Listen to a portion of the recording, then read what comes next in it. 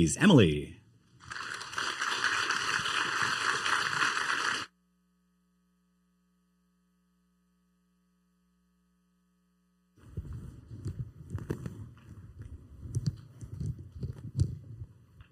Honey, a food that never spoils. Ancient civilizations used it. Its importance remains in society today. So what if I told you it could also monitor the health of our environment? Bees, nature's perfect pollinators, we know and we value these tiny creatures. And honeybees, as the name suggests, make honey. So why is this a slide of metals and honey? What's the connection? Well, that's exactly what my research investigates. See, honeybees live in these massive colonies, up to 80,000 individuals, and they cover up to a 3-kilometer feeding radius.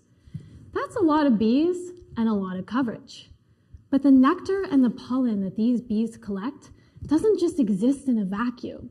The plants that produce this nectar and pollen live in the modern world, exposed to all the pollutants. So the bees pick this up. They also pick up from the air and the water. Now, metals. Some are essential for life, like zinc and iron, but others are toxic in even tiny amounts, like lead, arsenic, and mercury. And the bees, well, they carry all of this back to the hive. So how do we find out what's in our honey? Well, I'm working with beekeepers across the province to collect honey samples. I will analyze these samples for their metal concentrations. This will provide me with what metals are present and in how much. So I will take this data and I will map. So I'll make distribution maps of Nova Scotia that can show potential contamination hotspots. I can also use this to model. So I can look at different pollution sources to see which may predict unusually high metal concentrations. And this is going to give me information about the environmental health and pollution in Nova Scotia. But I also want to know this on a global scale.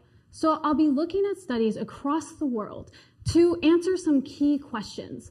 What is the state of knowledge of metals in honey? How do different countries report this? What sort of guidelines or thresholds do they look to? But most importantly, why does the World Health Organization only have a threshold for lead in honey, but no other toxic metal? See, without global standards, it makes comparing studies challenging.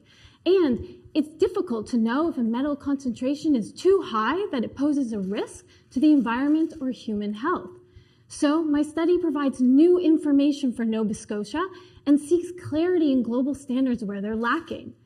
But this research is not just about honey. It's about bees as environmental monitors that can tell us information about the environmental health, and it can tell us information about policy change. So honey has been around for centuries. Maybe it's about time we start listening to what the bees are telling us.